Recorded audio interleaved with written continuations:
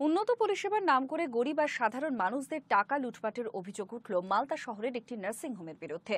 অভিযোগ ওই জেলারই ভূতনি গ্রামের বাসিন্দা রামচন্দ্র মণ্ডলের। তার অভিযোগ বাজারের থেকে প্রায় দ্বিগুণ বেশি টাকা দামে নার্সিংহোম থেকে ওষুধ কিনতে বাধ্য হচ্ছে রোগীর পরিবার।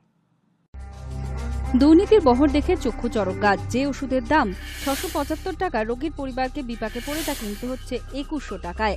মালদার মানিকচকের ভূতনি গ্রামের বাসিন্দা রামচন্দ্র মণ্ডল এই নার্সিংহোমে তার এক আত্মীয়কে ভর্তি করেন। প্রেসক্রিপশনে একটি ইনজেকশন লেখেন এই নার্সিংহোমেরই এক চিকিৎসক। নার্সিংহোমের অধীনে যে ওষুধের দোকান রয়েছে সেখানে ইনজেকশন কিনতে গিয়ে দাম দেখে সন্দেহ হয় রামচন্দ্র বাবুর। প্রেসক্রিপশন নিয়ে নার্সিংহোমের বাইরে অন্য একটি ওষুধের দোকানে যান তিনি। তখনই বেরিয়ে আসে আসল তথ্য। তার ৭ তারিখে আমি ভর্তি করেছিলাম আমি নিজের বাবাকে, বিনয় মণ্ডলকে। তারপরে এখানে ৭ তারিখে ভর্তি করলাম। তারপরে ওষুধের বিল এখানে প্রথম দিনে দিয়ে দিলাম আমি। তারপরের দিন হলো ওষুধ ফেরে। দুর্নীতির খবর জানাজানি হতেই এক মন্ত্রীর দ্বারস্থ হন রামচন্দ্র বাবু। মন্ত্রীর হস্তক্ষেপে ১৪,০০০ টাকা ফেরত পান তিনি, যদিও দায় এড়াচ্ছেন নার্সিংহোমের মালিক। না, দিশারির নার্সিংহোমের আওতায় এই দোকানটা আসে না।